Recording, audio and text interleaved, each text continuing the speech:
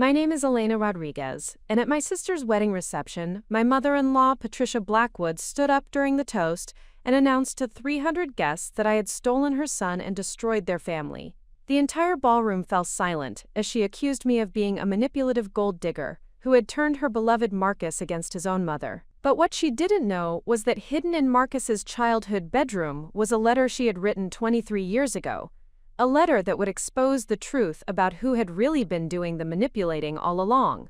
Before we jump back in, tell us where you're tuning in from, and if this story touches you, make sure you're subscribed, because tomorrow I've saved something extra special for you.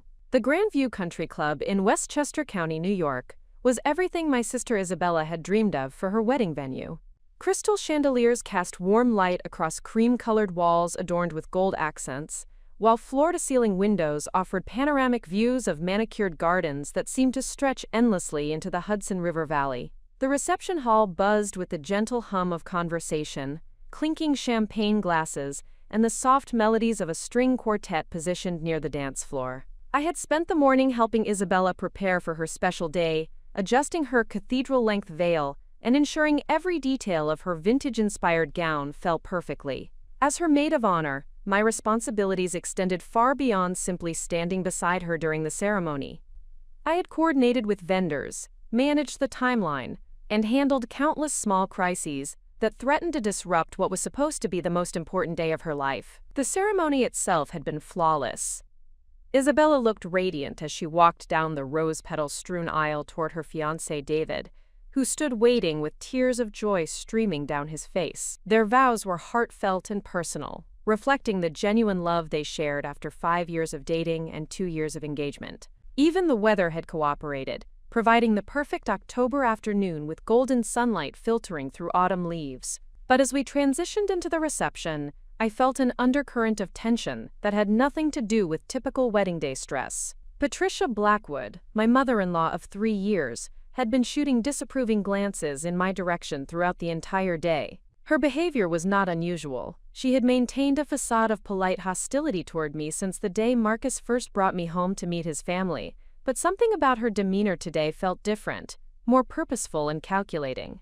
Patricia commanded attention wherever she went, a skill she had perfected during her 30-year career as a corporate executive, before retiring to focus on what she called family investments.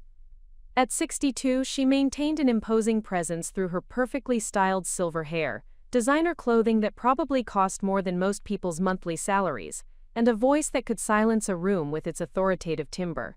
She had built her identity around being the matriarch of the Blackwood family, a role she protected with fierce determination. Marcus and I had been married for 3 years, together for 5, and throughout our entire relationship, Patricia had made it clear that she believed her son had settled for someone beneath his social and economic status. I was a high school English teacher from a middle-class Hispanic family in Queens, while Marcus was a successful investment banker whose family had deep roots in Westchester County's affluent community.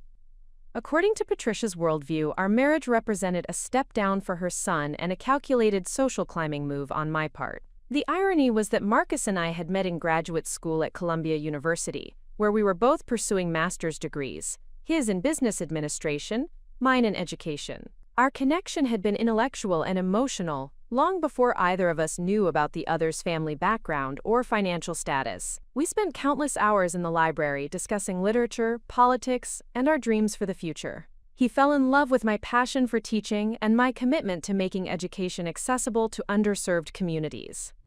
I fell in love with his genuine kindness and his desire to use his financial expertise to help nonprofit organizations maximize their impact. But Patricia had never shown interest in understanding the foundation of our relationship. Instead, she focused on what she perceived as evidence that I was using Marcus for financial gain. She criticized my career choice as lacking ambition, despite the fact that I had chosen teaching because I wanted to make a meaningful difference in young people's lives.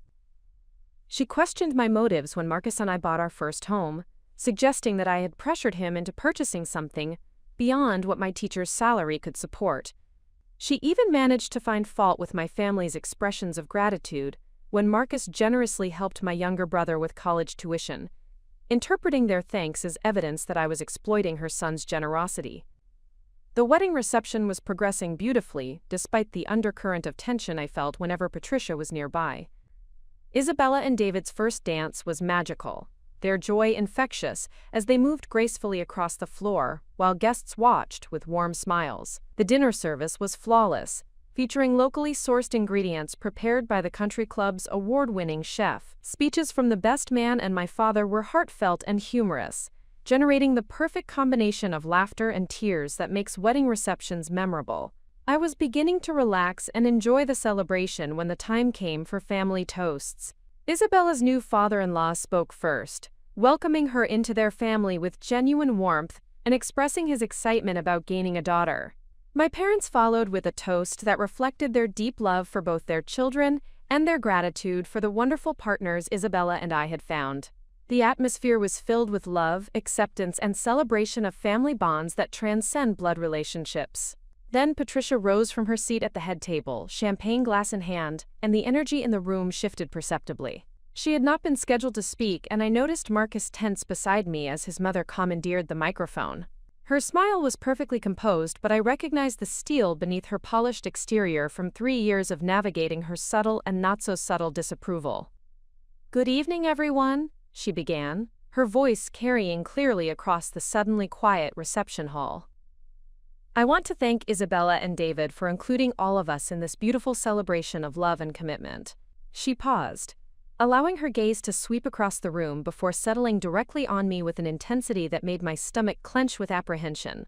"Family is precious," she continued, "and we must protect it from those who would seek to exploit it for their own gain. Some people enter our lives wearing masks of affection, while harboring ulterior motives that become clear only after significant damage has been done."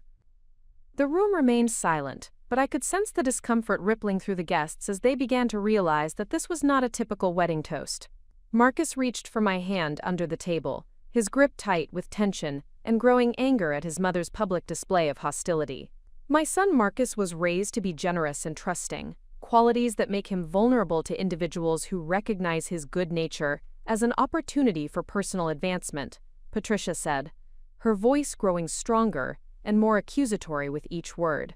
"When someone steals your child's heart and loyalty through manipulation and calculated behavior, it breaks a mother's heart in ways that are difficult to describe." The wedding reception had transformed from a celebration into something resembling a courtroom drama, with 300 guests serving as an unwilling jury to Patricia's character assassination.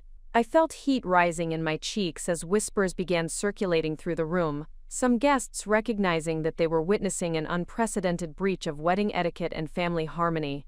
"Elena Rodriguez," she said, speaking my name with particular emphasis that made it sound like an accusation, "has systematically isolated my son from his family, convincing him that our love and concern represent interference in his life. She has transformed a young man who once valued family loyalty above all else into someone who chooses sides against the people who raised him and sacrificed everything for his success."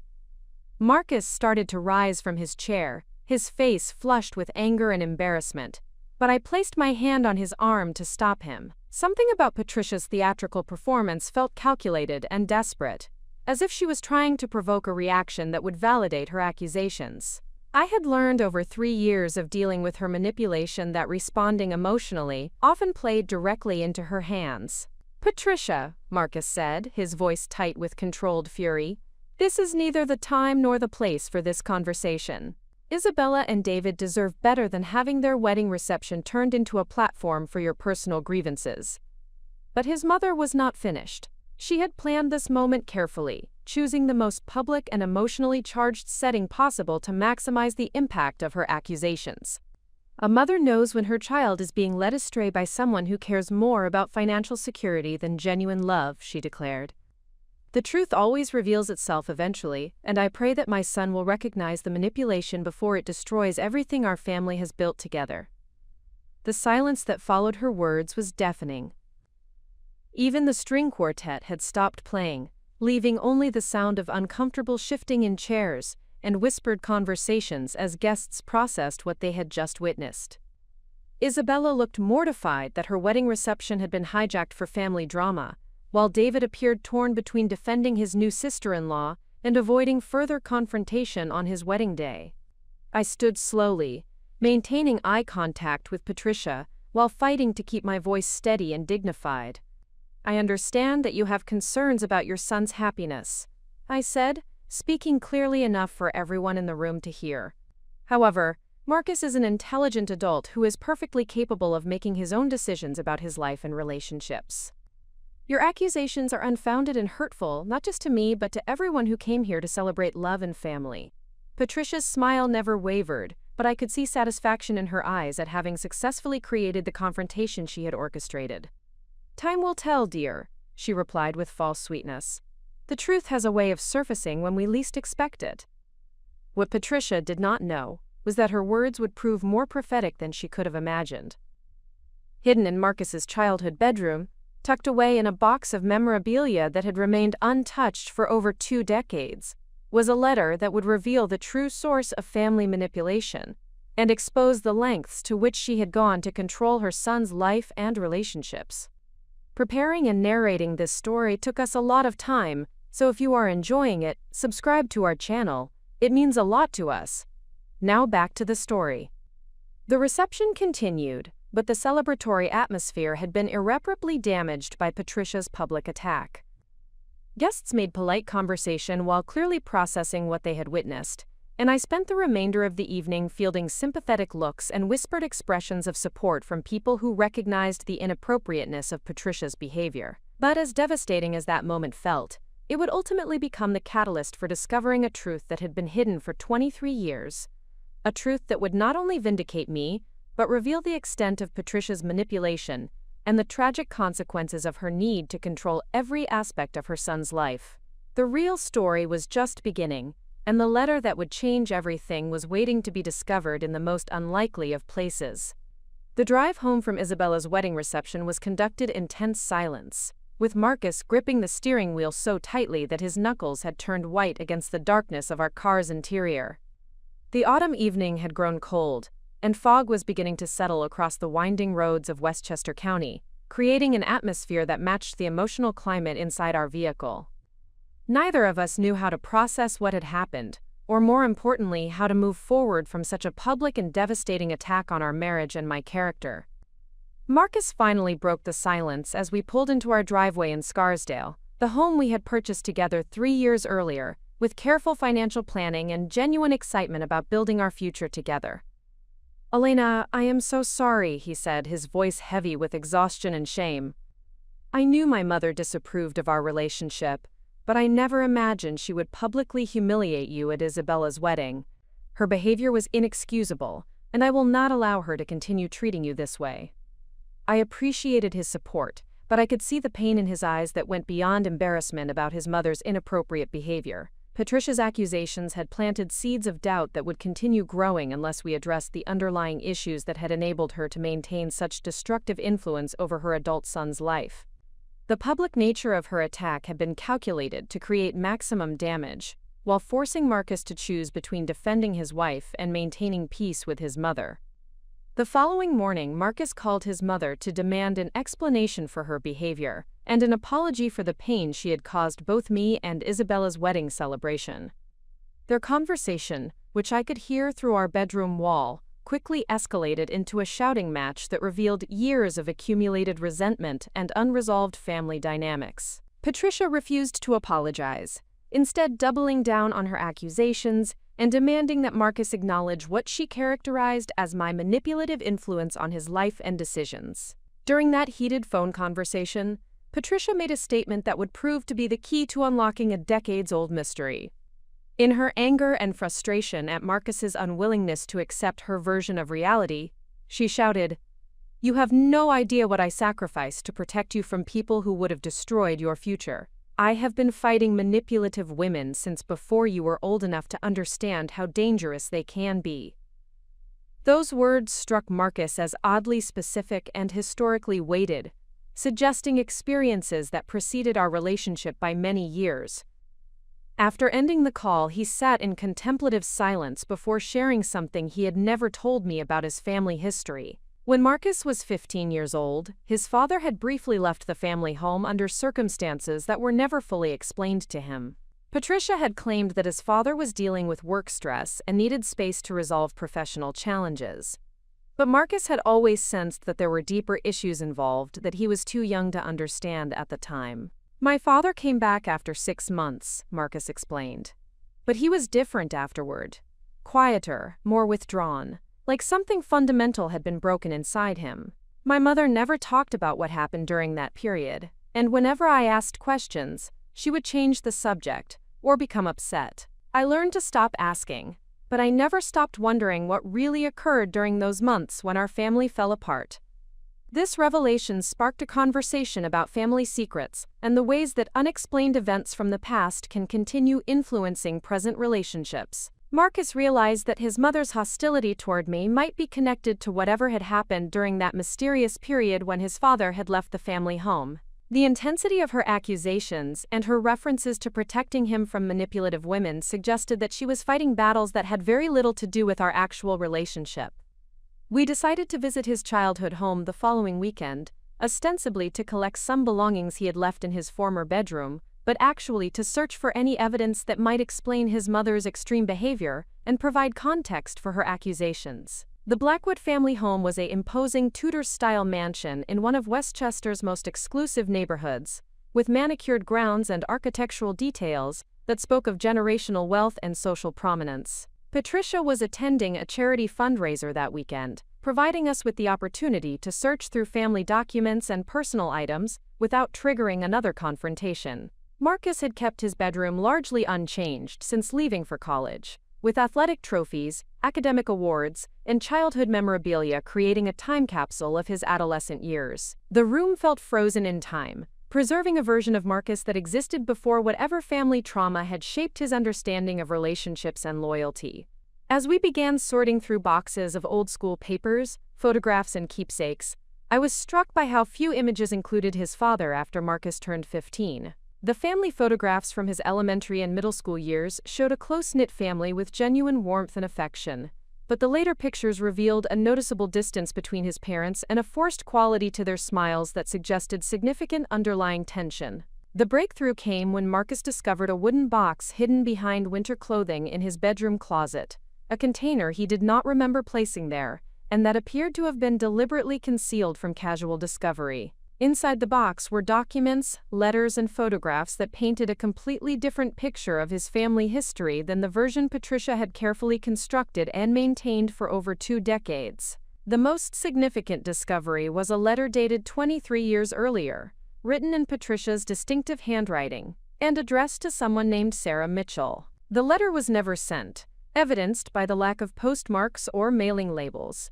but its contents revealed a calculated campaign of manipulation and deception that had destroyed relationships and lives in ways that Marcus had never imagined possible. The letter read, "Sarah, I know you believe that James loves you and that your relationship represents something meaningful and lasting. However, I cannot allow you to continue deluding yourself about a future that will never materialize. My husband's infatuation with you is nothing more than a midlife crisis that threatens everything our family has built together.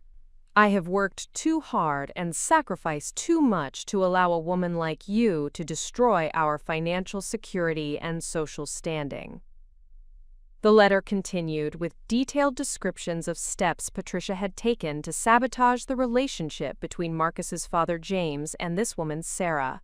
She had intercepted phone calls, hidden letters, spread false information about Sarah's character and motivations, and created elaborate deceptions designed to convince both parties that the other had lost interest or found someone else. The manipulation had been systematic and ruthless, involving private investigators, forged documents, and deliberate misinformation campaigns that had successfully destroyed what appeared to have been a genuine emotional connection. More disturbing were Patricia's descriptions of psychological pressure she had applied to James, threatening divorce, social humiliation, and financial ruin if he continued pursuing the relationship. She had leveraged their social connections, business relationships, and shared assets to create a situation where leaving the marriage would have resulted in professional and personal destruction. The letter revealed that James's 6-month absence from the family home had not been voluntary space for reflection, but rather a period when Patricia was systematically dismantling his relationship with Sarah, while applying relentless pressure for him to return to the marriage. The final paragraphs of the letter were perhaps the most chilling, as Patricia described her determination to prevent Marcus from ever learning the truth about his father's relationship or the methods she had used to preserve their marriage. She wrote, "Marcus must never know about any of this. He idolizes his father and believes in the fairy tale of happy marriages and lasting love. If he discovered what really happened, it would destroy his faith in family loyalty and commitment. I will do whatever is necessary to protect him from these painful truths, even if it means controlling his relationships and ensuring that he never becomes vulnerable to the kind of manipulation that almost destroyed our family." As I read that letter aloud, Marcus's face went through a series of emotional transformations, from confusion to anger to heartbreak, as he realized the extent of his mother's deception and control. The woman who had raised him to believe in family loyalty and trust had systematically destroyed his father's happiness, while building her own security on foundations of manipulation and emotional blackmail. More significantly, she had been applying the same tactics to his adult relationships, viewing any woman who might influence his decisions as a threat to her continued control over his life and choices. Additional documents in the box provided further evidence of Patricia's ongoing surveillance and interference in Marcus's relationships throughout his college and early professional years. She had hired private investigators to research his girlfriends, contacted their employers and families to gather information that could be used against them, and maintained detailed files on women she considered threats to her influence over her son's life and future decisions. The discovery that proved most devastating to Marcus was a series of letters between Patricia and his college advisor, correspondence that revealed she had been monitoring his academic performance, social relationships, and career planning throughout his university years. She had influenced his course selections, internship opportunities, and even his choice of graduate school, through careful manipulation of information and subtle pressure applied, through seemingly helpful suggestions and family expectations. One letter from his senior year showed that Patricia had actively discouraged a relationship between Marcus and a classmate named Jennifer Chen, a woman he had described to me as his first serious girlfriend, and someone he had genuinely cared about during college. Patricia had researched Jennifer's family background, discovered that her parents were immigrants who owned a small restaurant, and had systematically planted doubts about the relationship's viability through conversations about social compatibility, career ambitions, and family expectations. The pattern was unmistakable and deeply disturbing. Patricia had spent Marcus's entire adult life treating his relationships as threats to be neutralized, rather than connections to be celebrated and supported. Her accusations against me were not based on any actual evidence of manipulation or gold-digging behavior, but rather on her fundamental belief that any woman who influenced her son's decisions represented competition for his loyalty and affection. Marcus sat in stunned silence as we processed the implications of these discoveries. His entire understanding of his family history, his parents' relationship, and his mother's motivations had been built on carefully constructed lies, designed to maintain her control while preserving his idealized vision of family loyalty and commitment. The woman who had raised him to value honesty and integrity had built her own life on systematic deception and emotional manipulation that had destroyed multiple relationships and caused immeasurable pain to innocent people. The letter that Patricia had never sent revealed not only her methods but also her mindset, showing someone who viewed relationships as zero-sum competitions, where love and loyalty were finite resources that must be carefully guarded and controlled. Her belief that protecting her family required destroying other people's happiness had created a cycle of manipulation that was now being directed toward our marriage and my reputation within the family and social circle. As we drove home that evening, Marcus and I discussed the profound implications of what we had discovered. The hidden letter had not only vindicated me against Patricia's accusations, but had revealed the true source of family dysfunction that had been operating for over 2 decades. More importantly, it had shown us that breaking free from this pattern of manipulation would require courage, determination, and a willingness to confront painful truths about family loyalty and the difference between love and control.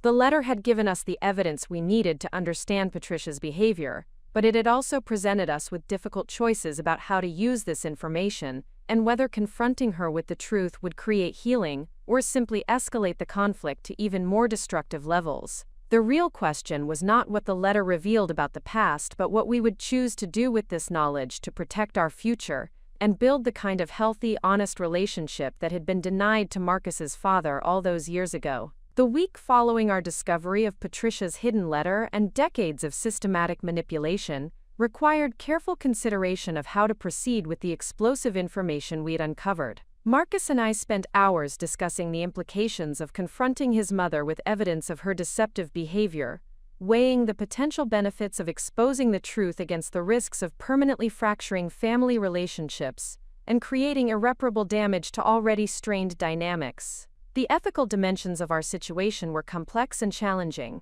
On one hand, we possessed documented evidence that Patricia had deliberately destroyed relationships, manipulated family members, and built her influence through systematic deception spanning over 2 decades. Her accusations against me at Isabella's wedding were clearly part of a larger pattern of controlling behavior that had caused immeasurable pain to innocent people, including Marcus's father and the woman named Sarah Mitchell, whose relationship had been sabotaged through calculated interference.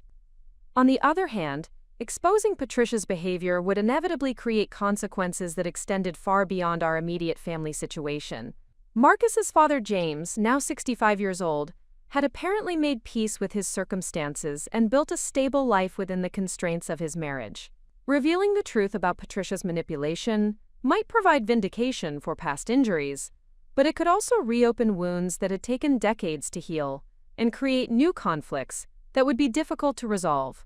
Marcus struggled with the realization that his entire understanding of his family history had been built on carefully constructed lies designed to maintain his mother's control while preserving his idealized vision of family loyalty and commitment.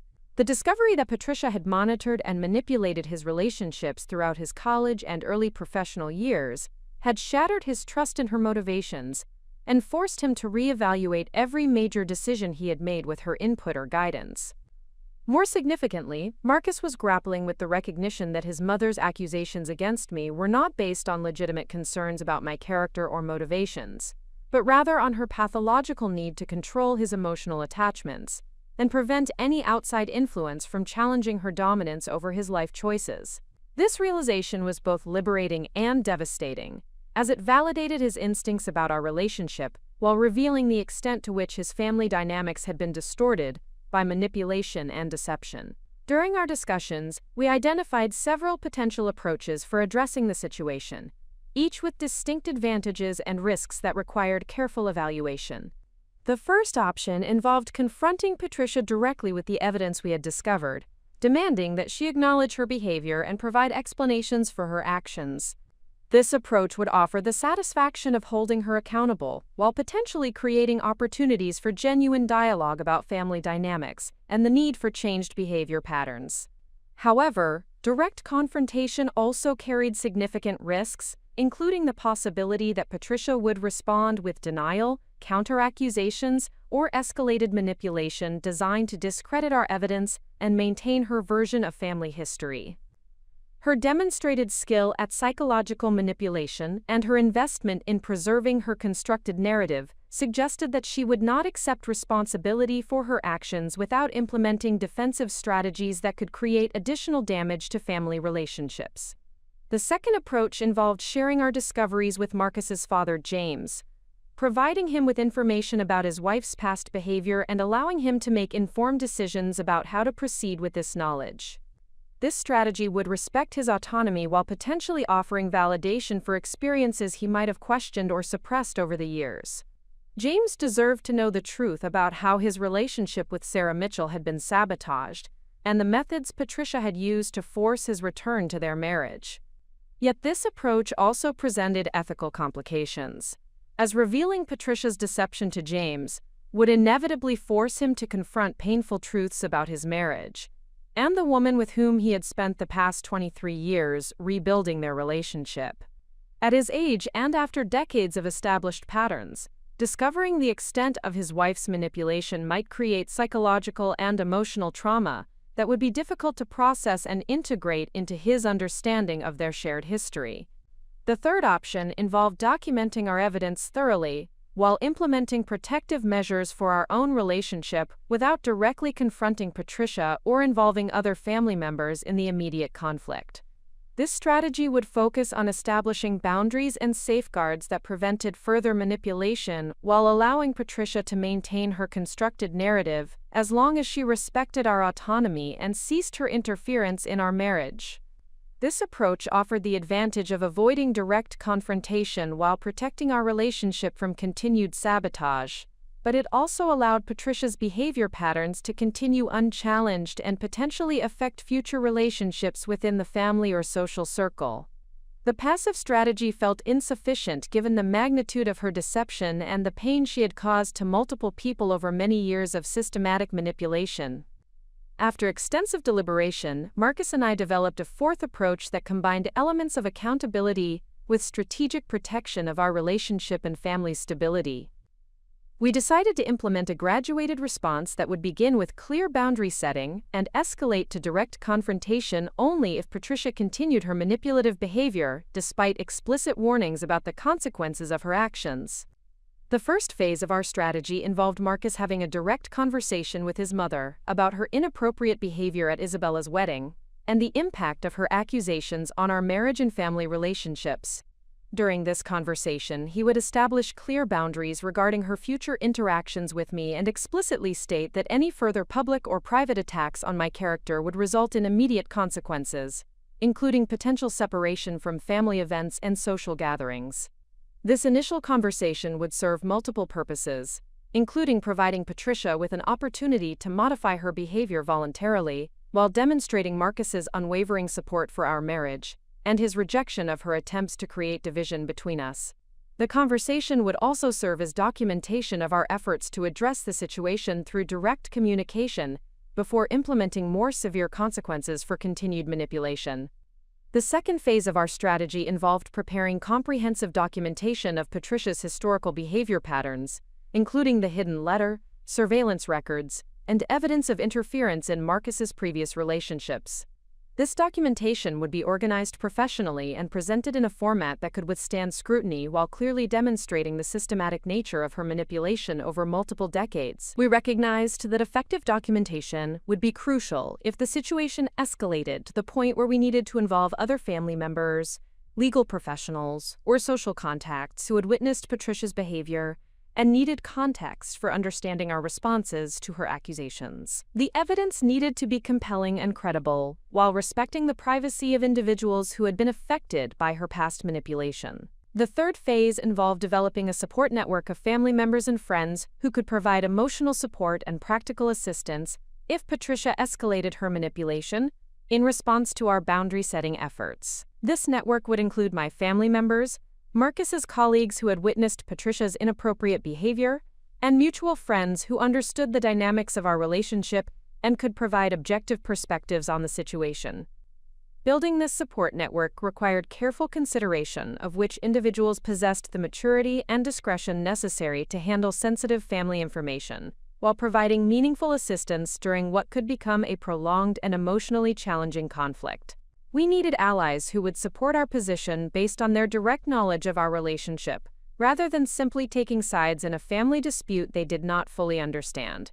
The fourth phase of our strategy involved preparing for potential escalation scenarios, including the possibility that Patricia might respond to boundary setting with increased manipulation, public attacks on our reputation, or attempts to involve other family members in campaigns designed to isolate us from social and familial support systems. These preparations included consulting with legal professionals about potential defamation issues and developing communication strategies for responding to false accusations or misleading information. We also prepared responses for various family and social situations, where Patricia might attempt to create public confrontations or manipulate group dynamics to generate support for her version of events. These preparations involved practicing clear, factual responses to potential accusations, while maintaining dignity and avoiding defensive reactions that might be interpreted as validation of her claims about our relationship. The implementation of our strategic response began with Marcus scheduling a private meeting with his mother at a neutral location, where they could have an uninterrupted conversation about her behavior and the consequences of continued interference in our marriage. He chose a quiet restaurant during off-peak hours, providing enough privacy for serious discussion, while ensuring that the public setting would discourage emotional outbursts or manipulative tactics that might be employed in more private environments. Marcus prepared for this conversation by writing detailed notes about specific incidents of inappropriate behavior, including her public accusations at Isabella's wedding, her historical pattern of interference in his relationships, and the impact of her actions on our marriage and family harmony. He practiced delivering his message with calm authority while anticipating potential responses and preparing appropriate replies that would maintain focus on behavior modification rather than personal attacks or character judgments. The conversation strategy emphasized specific behavioral changes rather than demanding acknowledgement of past wrongdoing, recognizing that Patricia was unlikely to accept responsibility for her historical manipulation, but might be willing to modify her future behavior to avoid consequences that would affect her social standing and family relationships.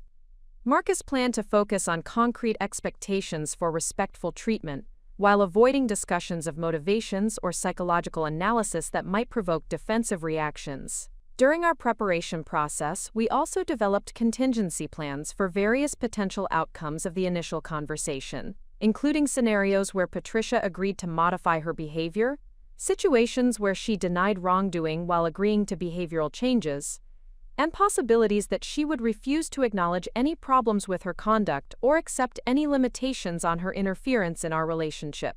Each contingency plan included specific next steps that would escalate our response appropriately, while maintaining our commitment to protecting our marriage and establishing healthy family dynamics. We were prepared to implement increasingly serious consequences for continued manipulation, while remaining open to genuine efforts at behavior modification and relationship repair. The strategic planning process strengthened our relationship by requiring us to articulate our values, priorities, and expectations for family interactions while developing practical skills for managing difficult personalities and complex family dynamics. We emerged from this planning phase with increased confidence in our ability to handle Patricia's manipulation while maintaining our integrity and protecting our marriage from continued interference.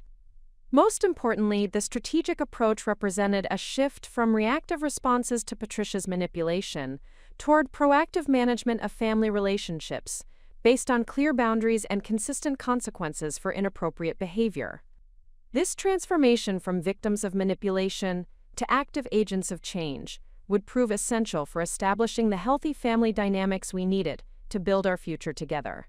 The stage was set for a confrontation that would determine whether Patricia was capable of respecting boundaries and modifying her behavior, or whether more dramatic measures would be necessary to protect our relationship from continued sabotage and manipulation. The restaurant Marcus selected for his conversation with Patricia was a small establishment in downtown White Plains, sufficiently removed from their usual social circles to provide privacy, while maintaining the neutral atmosphere necessary for productive dialogue.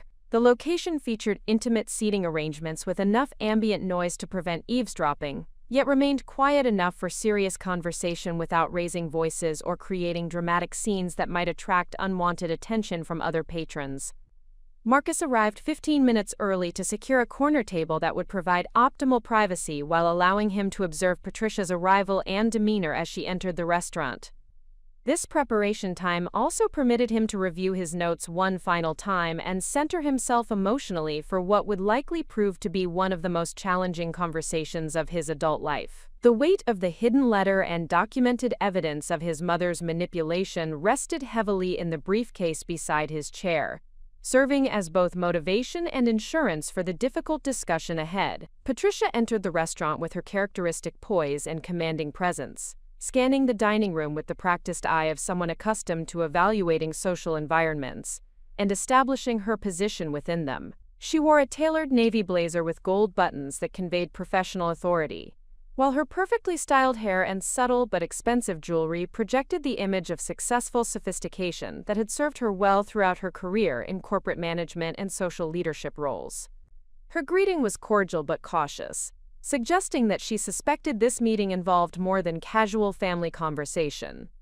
Patricia possessed keen instincts for detecting potential challenges to her authority, and had likely spent considerable time analyzing Marcus's unusual request for a private lunch meeting that occurred outside their normal pattern of family interactions. Her wariness was evident in the careful way she arranged herself at the table, and the measured tone she employed during initial pleasantries about the weather and recent community events. Marcus began the conversation by acknowledging the uncomfortable nature of their discussion, while establishing his determination to address issues that could no longer be ignored or minimized through polite avoidance. His tone remained respectful but firm as he outlined his concerns about her behavior at Isabella's wedding and the broader pattern of interference in his personal relationships that had created ongoing tension within their family dynamics. "Mother, I need to discuss your public accusations against Elena at Isabella's wedding reception," Marcus stated clearly. "Your behavior was inappropriate and hurtful, not only to Elena, but to everyone who attended what should have been a celebration of love and family unity. I cannot allow such attacks on my wife's character to continue without addressing the underlying issues that motivated your actions." Patricia's initial response involved a predictable combination of defensive justification and deflection tactics that had served her well in previous family conflicts. She characterized her wedding remarks as expressions of legitimate maternal concern rather than inappropriate public attacks, suggesting that Marcus was overreacting to honest observations about relationship dynamics that others were too polite to articulate. Her framing attempted to position herself as the courageous truth-teller, while casting Marcus and Elena as overly sensitive individuals who could not handle constructive criticism about their marriage. "Marcus, I understand that you feel protective of Elena, but I was simply expressing concerns that any loving mother would have about her son's welfare," Patricia replied with practiced sincerity. "If my words seemed harsh, it was only because I care deeply about your happiness and want to ensure that you are making decisions based on genuine compatibility, rather than temporary infatuation or misguided loyalty." Marcus had anticipated this response and was prepared with specific examples of behavior that transcended legitimate parental concern and crossed into manipulation and interference. He described her pattern of negative comments about Elena during family gatherings, her attempts to schedule conflicting activities during important events in our relationship, and her persistent efforts to undermine our decisions about housing, career choices, and financial planning through subtle criticism and unsolicited advice designed to create doubt and discord. The conversation gradually escalated as Marcus provided increasingly specific examples of inappropriate behavior, while Patricia maintained her position that her actions represented normal parental involvement rather than destructive interference. Her defensive responses revealed the depth of her investment in controlling the narrative about family relationships, and her inability to recognize the difference between loving guidance and manipulative control. However, the dynamic shifted significantly when Marcus introduced information about her historical pattern of relationship interference that extended far beyond her interactions with Elena. Without revealing the existence of the hidden letter, he described his growing awareness that her disapproval of his romantic relationships had been consistent throughout his adult life, and had involved tactics that went far beyond expressing opinions or offering guidance. "I have been thinking about your reactions to every serious relationship I have had since college," Marcus explained. "Your disapproval of Jennifer Chen, your negative comments about Sarah Williams, your efforts to discourage my engagement with Lisa Martinez during graduate school. The pattern suggests that your objections are not based on specific concerns about individual women, but rather on your fundamental opposition to any relationship that might influence my decisions or reduce your role in my life." This observation struck closer to the core issues than Patricia was comfortable addressing, and her response revealed both the sophistication of her manipulation techniques and her growing awareness that Marcus was developing insights that threatened her carefully constructed version of family dynamics. She attempted to reframe the discussion by questioning his memory of past events and suggesting that his current perspective was being distorted by Elena's influence on his interpretation of family history. "Marcus, I think you are allowing current tensions to color your recollection of past situations," Patricia replied with calculated concern. "I have always supported your relationships when they seemed healthy and appropriate. If I expressed reservations about particular individuals, it was based on legitimate observations about compatibility and long-term potential, rather than any desire to control your personal life." Marcus recognized this response as a classic manipulation technique, designed to undermine his confidence in his own perceptions while maintaining her position as the reasonable party in their conflict. He had observed her use similar tactics throughout his childhood and adolescence to resolve disagreements with his father and other family members, creating doubt about alternative perspectives while presenting herself as the voice of wisdom and stability. The conversation reached a critical juncture when Marcus directly addressed the boundary violations that had occurred at Isabella's wedding and established clear expectations for Patricia's future behavior regarding his marriage and family relationships. His tone remained calm but conveyed unmistakable authority as he outlined specific consequences that would result from continued interference or public attacks on Elena's character. "Mother, I need you to understand that Elena is my wife and my chosen partner for life," Marcus stated with quiet intensity. "Any future public or private attacks on her character, any attempts to undermine our relationship, or any efforts to manipulate family or social situations to create conflict between us, will result in immediate and serious consequences for your involvement in our lives and future family events." Patricia's response to this boundary setting revealed both her surprise at Marcus's assertiveness and her calculation about how to respond to this unprecedented challenge to her authority within their family structure. She had not expected him to establish such clear consequences for her behavior, and her momentary silence suggested that she was evaluating whether to accept these limitations or escalate the conflict through increased manipulation and pressure tactics. Her eventual response involved a sophisticated combination of apparent concession with subtle counter-manipulation designed to maintain her position while avoiding direct confrontation with Marcus's ultimatum. She expressed regret for any misunderstanding that might have resulted from her wedding remarks while carefully avoiding acknowledgement of wrongdoing or acceptance of responsibility for the pain her actions had caused. "Marcus, I apologize if my comments at Isabella's wedding were misinterpreted or caused unnecessary distress," she said with practiced diplomacy. "My intention was never to embarrass Elena or create family conflict. Perhaps I should have expressed my concerns privately rather than during such a public occasion. I will certainly be more mindful of appropriate timing and settings for family discussions in the future." Marcus recognized this response as a partial victory that established his ability to influence his mother's behavior, while falling short of the genuine acknowledgement and behavioral change that would be necessary for long-term resolution of their family dynamics. Patricia had agreed to modify her public behavior without accepting responsibility for her manipulation or committing to fundamental changes in her approach to family relationships. The conversation concluded with Marcus reiterating his expectations for respectful treatment of Elena, while Patricia maintaining her position that her concerns had been legitimate, even if her expression of those concerns had been inappropriately timed. Both parties left the restaurant with different interpretations of what had been accomplished, setting the stage for continued testing of boundaries and consequences as Patricia evaluated whether Marcus was truly prepared to enforce the limitations he had established. During the drive home, Marcus reflected on the conversation with mixed feelings about its effectiveness and implications for future family relationships. He had successfully communicated his disapproval of Patricia's behavior and established clear consequences for continued interference, but he remained uncertain about whether she would respect these boundaries or simply develop more sophisticated methods for maintaining her influence and control. The conversation had revealed the depth of Patricia's investment in her manipulative tactics and her skill at deflecting responsibility while appearing to make concessions. Her response suggested that she viewed the conflict as a temporary challenge to be managed, rather than a fundamental problem requiring genuine change in her approach to family relationships. Most significantly, the conversation had demonstrated Marcus's growing ability to recognize and resist his mother's manipulation techniques while maintaining his commitment to protecting our marriage from continued interference.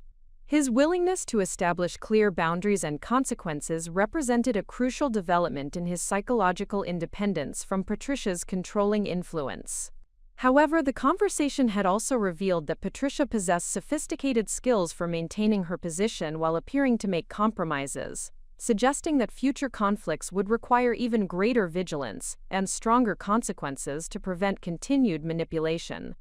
The initial confrontation had been a necessary first step, but it was clear that additional measures would be required to establish the healthy family dynamics necessary for our marriage to thrive without constant interference and sabotage.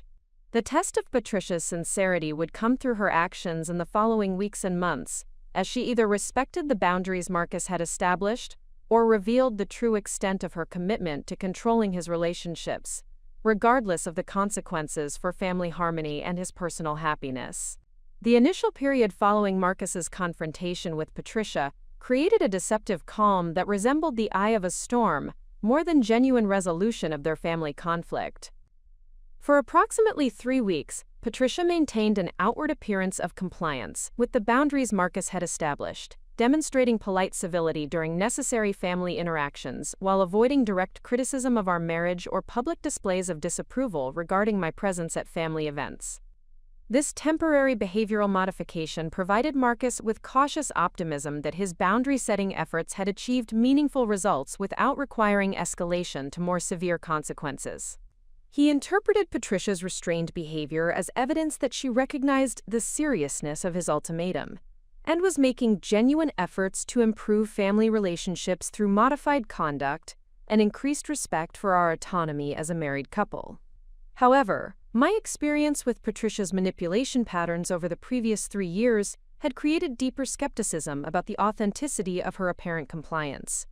Her sudden transformation from openly hostile behavior to polite cooperation seemed strategically calculated, rather than reflecting genuine acceptance of the limitations Marcus had imposed on her interference in our relationship. The abrupt nature of her behavioral change suggested tactical retreat rather than fundamental attitude adjustment. My suspicions proved justified when Patricia began implementing a sophisticated counter-strategy designed to circumvent Marcus's explicit boundaries while maintaining plausible deniability regarding her continued efforts to undermine our marriage.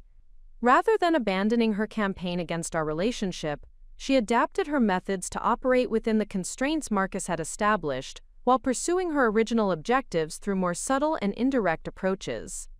The first indication of Patricia's evolved strategy emerged during a family dinner at her home, an event that had been scheduled prior to Marcus's confrontation, and represented the first test of whether she would honor the respectful treatment guidelines he had outlined during their restaurant meeting.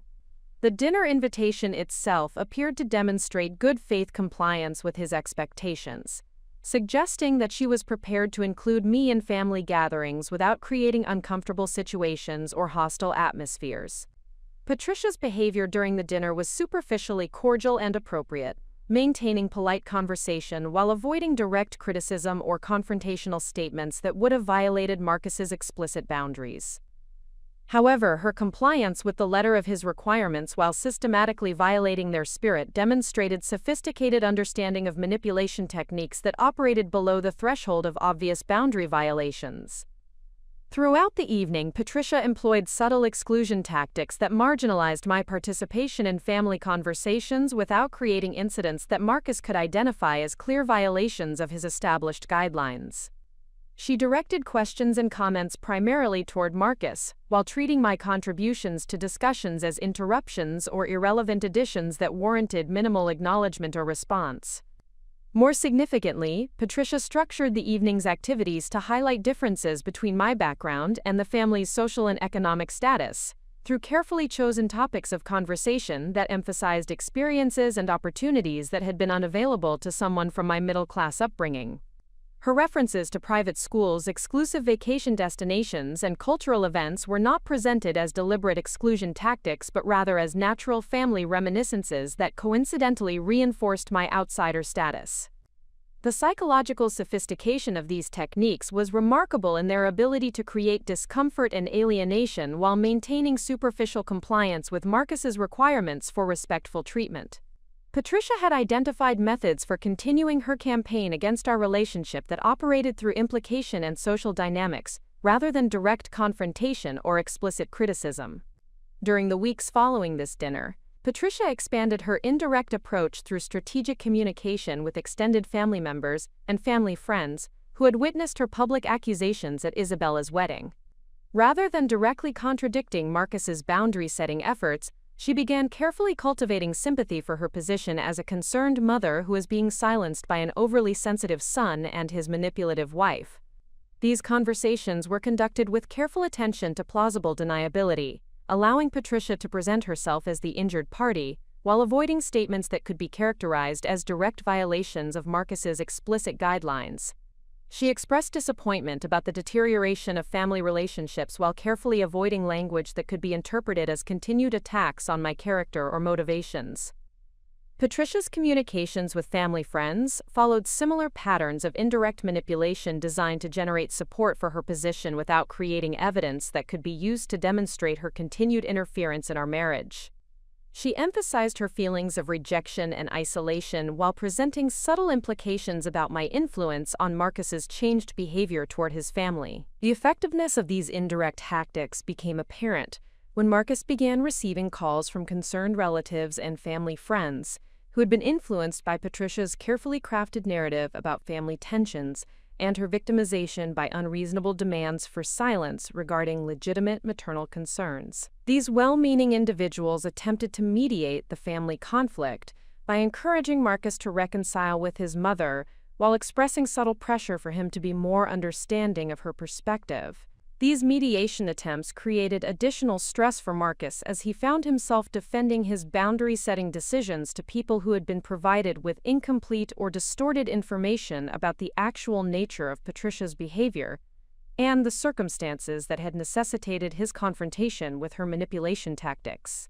The psychological pressure of repeatedly explaining and justifying his position to multiple family members and friends began eroding his confidence in the appropriateness of his response to Patricia's actions. More concerning was Patricia's decision to leverage her social connections within Marcus's professional network to gather information about our financial situation, career developments, and personal decisions that could be used to support her ongoing campaign against our relationship.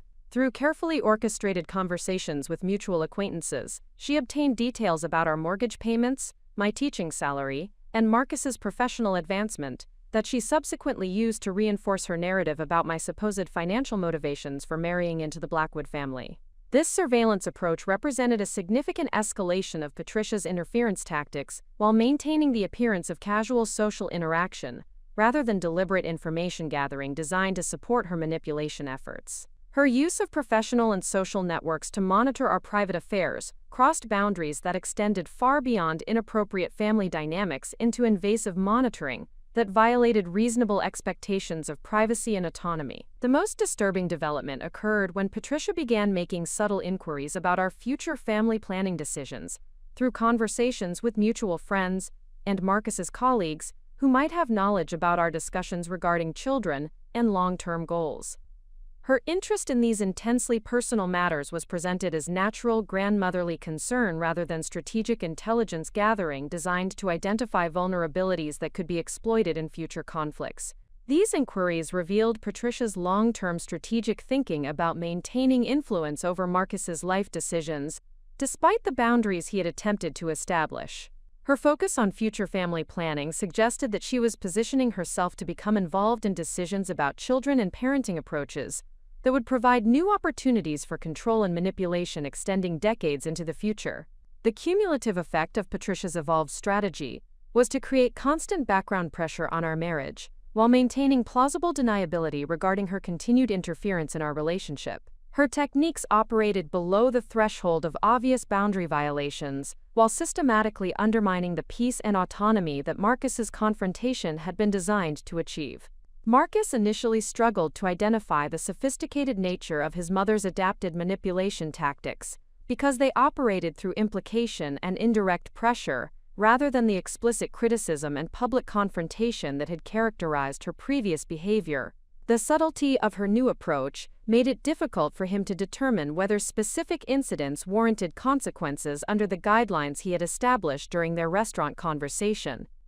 However, the cumulative effect of multiple subtle violations and the information I provided about Patricia's surveillance activities gradually convinced Marcus that his mother was implementing a systematic campaign to circumvent his boundaries, while maintaining the appearance of compliance with his explicit requirements.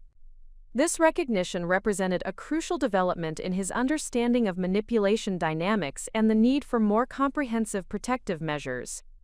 The realization that Patricia possessed the sophistication and determination necessary to adapt her manipulation tactics in response to direct confrontation forced us to reconsider our strategic approach to managing her interference in our relationship. Her willingness to invest significant time and energy in developing alternative methods for maintaining control demonstrated that simple boundary setting would be insufficient for establishing the healthy family dynamics necessary for our marriage to thrive without constant interference. More significantly, Patricia's escalated surveillance and information gathering activities suggested that she viewed our relationship as a long-term threat, requiring sustained countermeasures rather than a temporary challenge that could be resolved through diplomatic negotiation. Her focus on future family planning decisions indicated strategic thinking about maintaining influence over Marcus's life choices, extending far beyond the immediate conflict about her wedding behavior. The evidence that Patricia was leveraging professional and social networks to monitor our private affairs while cultivating support for her position among family members and friends created the need for more comprehensive protective measures than we had initially anticipated. Her sophisticated approach to maintaining manipulation while avoiding obvious boundary violations required equally sophisticated responses that could address indirect tactics and psychological pressure campaigns. This escalation phase revealed that Patricia possessed advanced skills in psychological manipulation that extended far beyond typical family dysfunction into systematic campaigns designed to maintain control, despite explicit resistance from her targets. Her ability to adapt her tactics while maintaining social respectability demonstrated the need for more comprehensive strategies that could address both direct and indirect forms of interference in our relationship. The recognition that we were dealing with sophisticated manipulation, rather than simple family disagreement, represented a crucial turning point in our approach to managing Patricia's behavior and protecting our marriage from continued sabotage.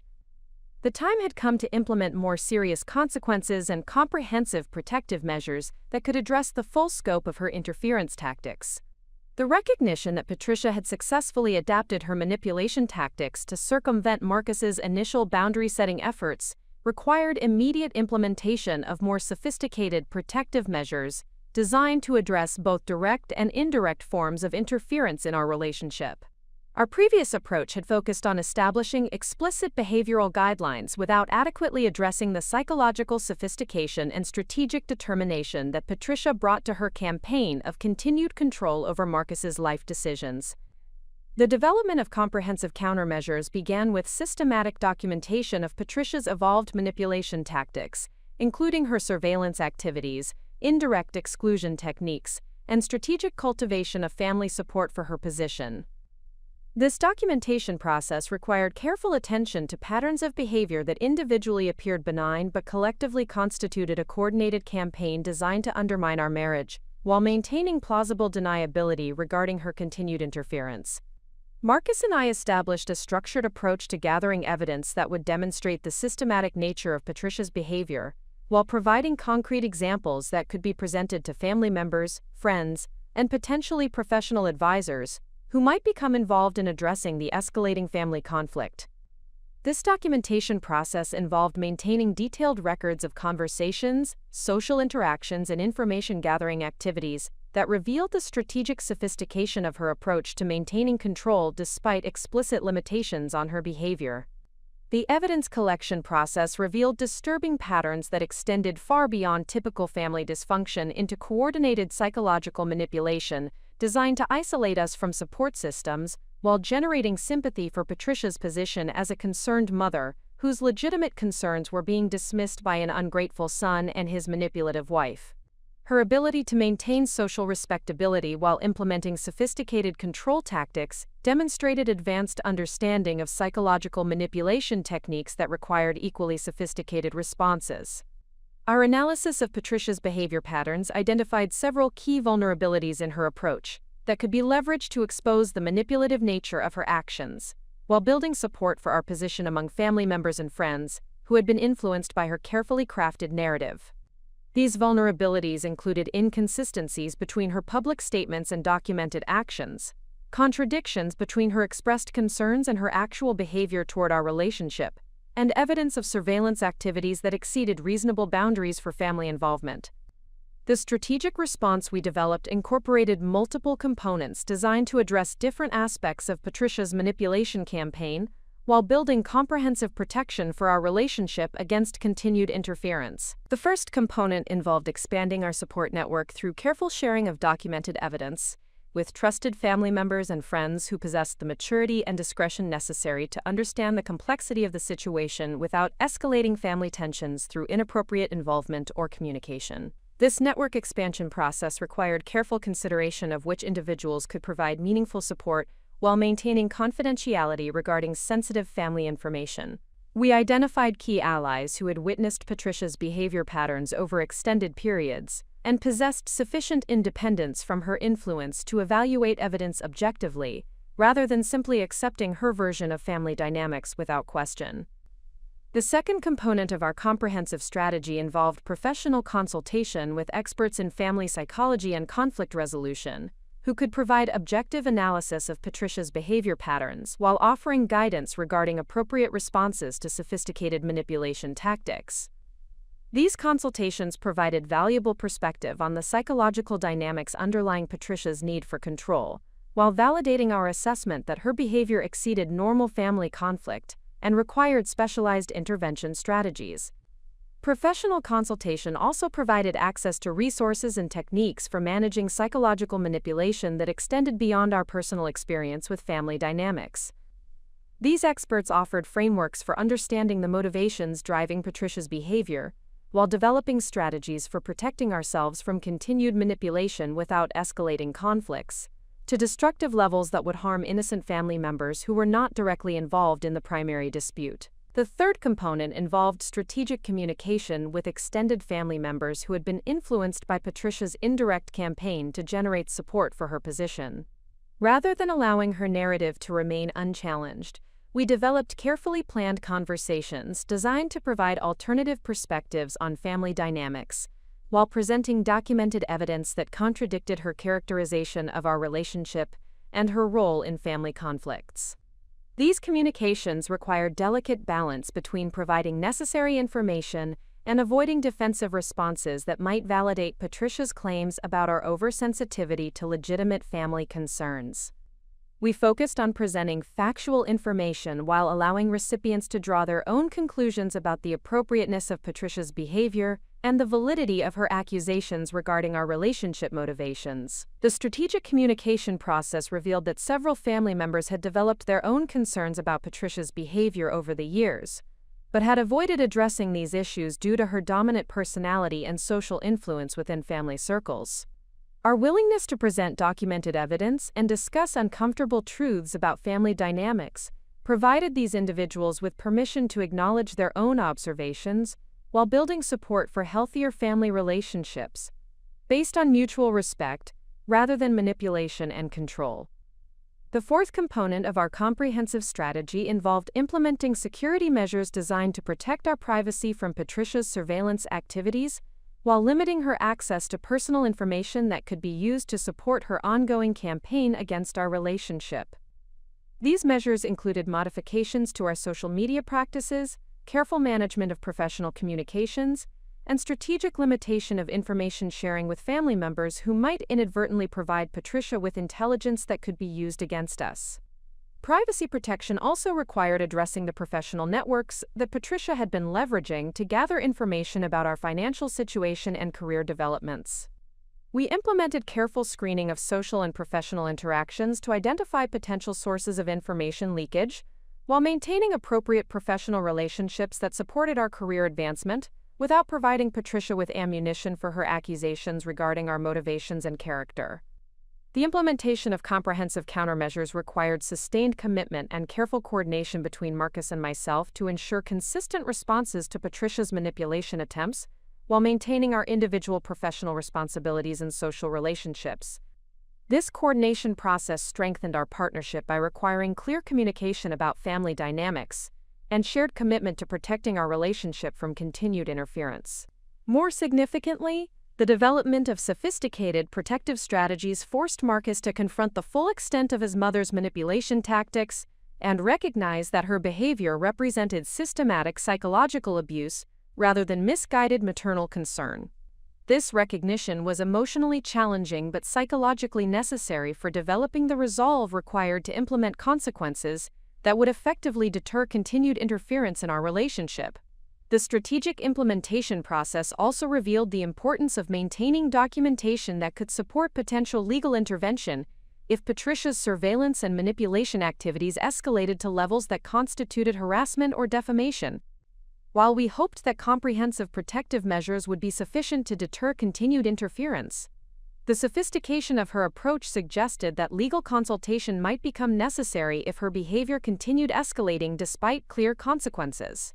Professional legal consultation provided valuable perspective on the boundaries between inappropriate family behavior and actionable harassment, while offering guidance regarding documentation standards that would support potential intervention if Patricia's activities crossed legal thresholds. This consultation also provided peace of mind regarding our rights to privacy and protection from systematic interference in our personal and professional lives. The comprehensive strategy we developed created multiple layers of protection that addressed both immediate threats and long-term concerns about Patricia's continued involvement in our life decisions. These measures included immediate consequences for continued manipulation, expanded support networks that could provide assistance during conflicts, professional resources for managing psychological manipulation, and legal protections against escalating harassment or defamation. The implementation of advanced countermeasures also provided important learning opportunities regarding the psychology of manipulation and the skills necessary for protecting healthy relationships from sophisticated interference. These skills would prove valuable not only for managing our specific family situation, but also for recognizing and addressing manipulation in other professional and personal contexts throughout our lives. Most importantly, the development of comprehensive protective strategies demonstrated our commitment to building a healthy marriage based on mutual respect and autonomous decision-making, rather than accepting continued interference from individuals who viewed our relationship as threatening to their control over family dynamics. This commitment required courage and sustained effort, but represented essential investment in our long-term happiness and success as a married couple. The strategic approach we developed also provided frameworks that could be adapted and applied by other individuals facing similar challenges with manipulative family members or controlling personalities in various life contexts. The principles of documentation, strategic communication, professional consultation, and comprehensive protection could serve as templates for addressing sophisticated manipulation in multiple settings while maintaining personal integrity and protecting important relationships. The implementation of advanced countermeasures marked a crucial transition from reactive responses to Patricia's manipulation toward proactive management of family relationships, based on clear boundaries and consistent consequences for inappropriate behavior. This transformation represented significant personal growth for both Marcus and myself, while establishing foundations for healthier family dynamics that could support our marriage and future family planning without constant interference from controlling personalities. The effectiveness of our comprehensive strategy would be tested through Patricia's responses to these enhanced protective measures and her willingness to respect the expanded boundaries we had established through professional guidance and strategic implementation of consequences for continued manipulation. The stage was set for determining whether sophisticated countermeasures would be sufficient to deter her interference, or whether additional escalation would be necessary to protect our relationship from continued sabotage. The implementation of comprehensive protective measures created an immediate shift in the dynamics between our family and Patricia's manipulation campaign, forcing her to recognize that her previous tactics were no longer operating without detection or consequences. The systematic documentation process and expanded support network had effectively eliminated her ability to maintain plausible deniability regarding her continued interference in our relationship, while creating accountability structures that made her behavior visible to family members and friends who had previously been unaware of the sophisticated nature of her manipulation efforts. Patricia's initial response to these enhanced protective measures revealed both her surprise at the comprehensiveness of our counter-strategy and her determination to maintain influence over Marcus's life decisions, despite the escalating consequences for her interference. Rather than acknowledging the inappropriateness of her behavior or accepting the boundaries we had established through professional consultation and strategic planning, she chose to escalate her efforts through increasingly desperate and obvious tactics that would ultimately expose the true extent of her psychological manipulation to previously sympathetic family members. The first indication of Patricia's escalated response occurred during a family gathering at Marcus's Aunt Caroline's home, an event that provided neutral territory for testing whether Patricia would respect the enhanced boundaries we had established through professional guidance. Caroline had been informed about the family tensions, but had not been provided with specific details about Patricia's manipulation tactics, making this gathering an important opportunity to observe Patricia's behavior under circumstances where her actions would be witnessed by extended family members who maintained independent relationships with all parties involved. Patricia arrived at the gathering with carefully prepared talking points designed to generate sympathy for her position, while presenting subtle attacks on our relationship that operated below the threshold of obvious boundary violations. Her approach demonstrated sophisticated understanding of group dynamics and social psychology, as she attempted to leverage Caroline's natural desire for family harmony to pressure Marcus and me into accepting her continued interference in the name of maintaining peaceful relationships. However, the documentation and analysis we had conducted regarding Patricia's manipulation patterns enabled us to recognize her tactics immediately while responding with calm professionalism that contrasted sharply with her increasingly obvious efforts to provoke emotional reactions that would validate her characterization of us as oversensitive and unreasonable.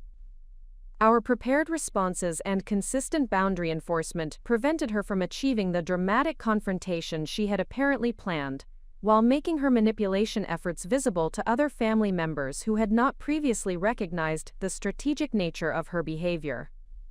The gathering also provided an opportunity to implement the strategic communication approaches we had developed through professional consultation, sharing carefully selected information about Patricia's behavior patterns with Caroline in a manner that allowed her to observe and evaluate the evidence without feeling pressured to take sides in what she had previously viewed as a simple family disagreement.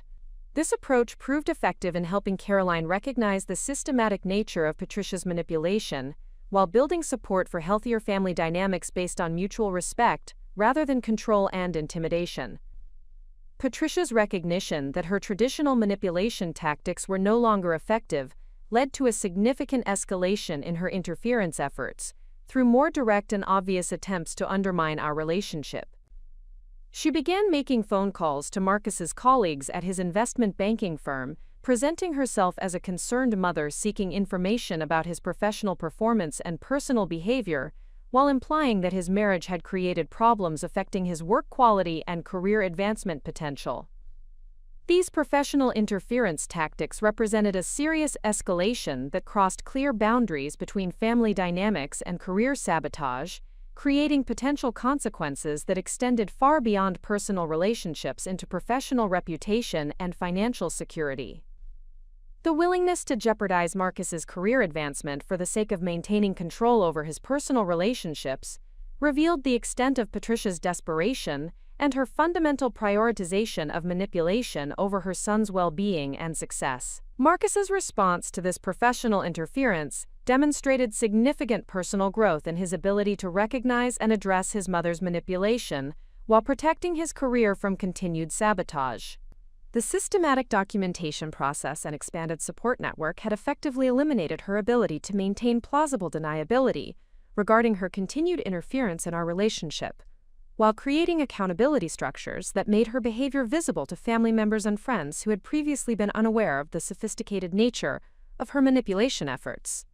Patricia's initial response to these enhanced protective measures revealed both her surprise at the comprehensiveness of our counter-strategy and her determination to maintain influence over Marcus's life decisions, despite the escalating consequences for her interference. Rather than acknowledging the inappropriateness of her behavior or accepting the boundaries we had established through professional consultation and strategic planning, she chose to escalate her efforts through increasingly desperate and obvious tactics that would ultimately expose the true extent of her psychological manipulation to previously sympathetic family members. The first indication of Patricia's escalated response occurred during a family gathering at Marcus's Aunt Caroline's home, an event that provided neutral territory for testing whether Patricia would respect the enhanced boundaries we had established through professional guidance. Caroline had been informed about the family tensions, but had not been provided with specific details about Patricia's manipulation tactics, making this gathering an important opportunity to observe Patricia's behavior under circumstances where her actions would be witnessed by extended family members who maintained independent relationships with all parties involved. Patricia arrived at the gathering with carefully prepared talking points designed to generate sympathy for her position, while presenting subtle attacks on our relationship that operated below the threshold of obvious boundary violations. Her approach demonstrated sophisticated understanding of group dynamics and social psychology, as she attempted to leverage Caroline's natural desire for family harmony to pressure Marcus and me into accepting her continued interference in the name of maintaining peaceful relationships. However, the documentation and analysis we had conducted regarding Patricia's manipulation patterns enabled us to recognize her tactics immediately while responding with calm professionalism that contrasted sharply with her increasingly obvious efforts to provoke emotional reactions that would validate her characterization of us as oversensitive and unreasonable. Our prepared responses and consistent boundary enforcement prevented her from achieving the dramatic confrontation she had apparently planned, while making her manipulation efforts visible to other family members who had not previously recognized the strategic nature of her behavior. The gathering also provided an opportunity to implement the strategic communication approaches we had developed through professional consultation, sharing carefully selected information about Patricia's behavior patterns with Caroline in a manner that allowed her to observe and evaluate the evidence without feeling pressured to take sides in what she had previously viewed as a simple family disagreement. This approach proved effective in helping Caroline recognize the systematic nature of Patricia's manipulation, while building support for healthier family dynamics based on mutual respect rather than control and intimidation. Patricia's recognition that her traditional manipulation tactics were no longer effective led to a significant escalation in her interference efforts, through more direct and obvious attempts to undermine our relationship.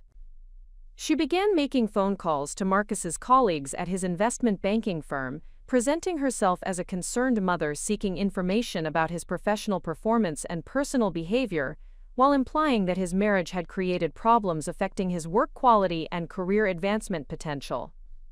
These professional interference tactics represented a serious escalation that crossed clear boundaries between family dynamics and career sabotage, creating potential consequences that extended far beyond personal relationships into professional reputation and financial security. The willingness to jeopardize Marcus's career advancement for the sake of maintaining control over his personal relationships revealed the extent of Patricia's desperation and her fundamental prioritization of manipulation over her son's well-being and success. Marcus's response to this professional interference demonstrated significant personal growth in his ability to recognize and address his mother's manipulation while protecting his career from continued sabotage. He implemented immediate containment measures through conversations with his supervisor and key colleagues, providing them with context regarding family tensions while establishing clear boundaries regarding professional communications from family members.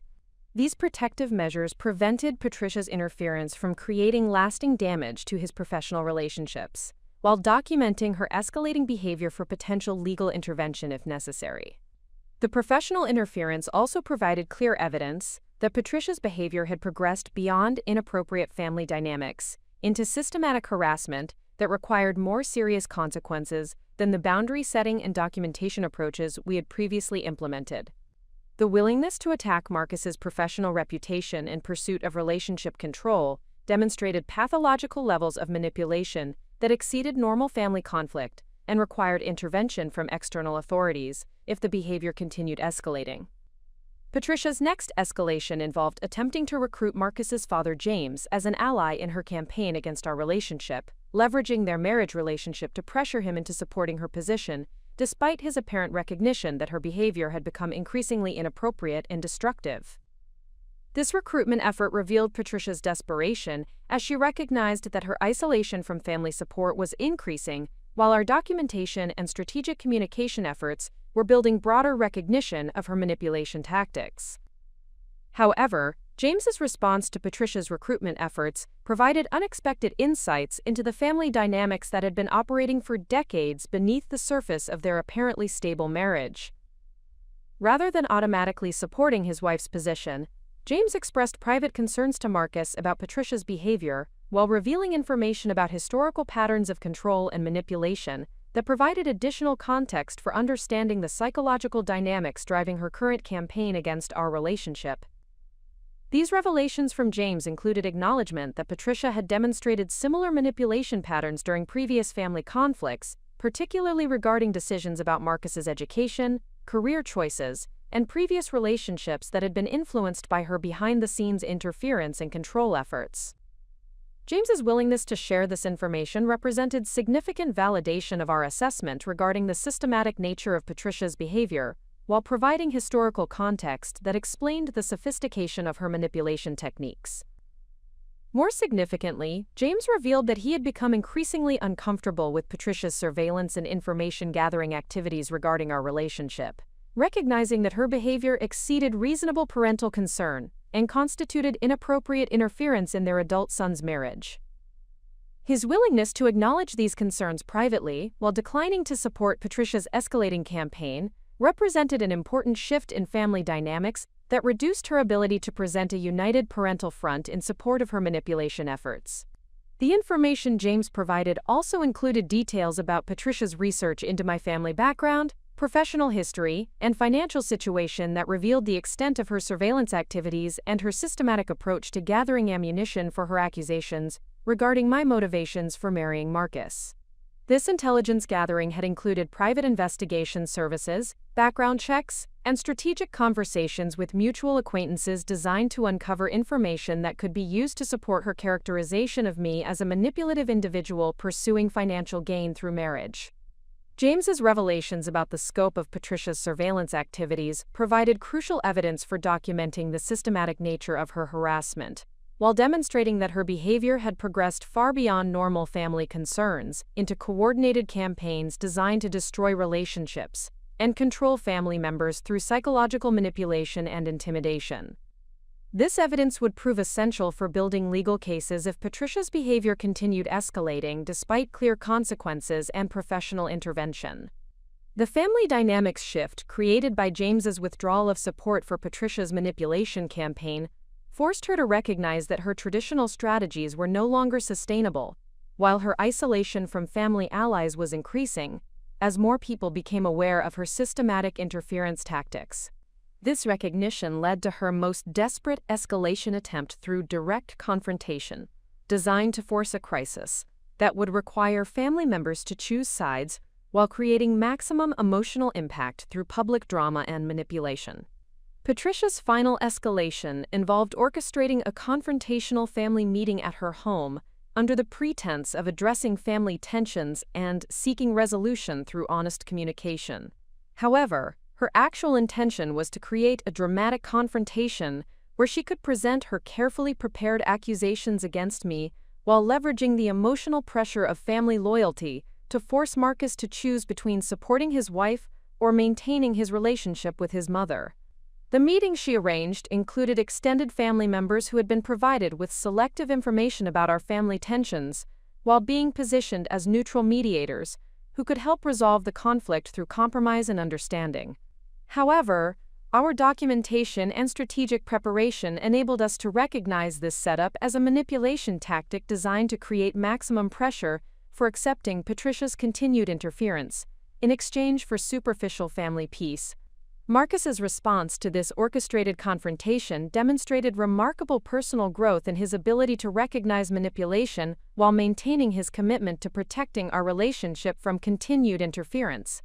Rather than accepting the premise that family peace required accommodation of his mother's controlling behavior, he presented the documented evidence of her systematic manipulation while establishing clear consequences that would be implemented if her harassment continued regardless of family pressure for compromise.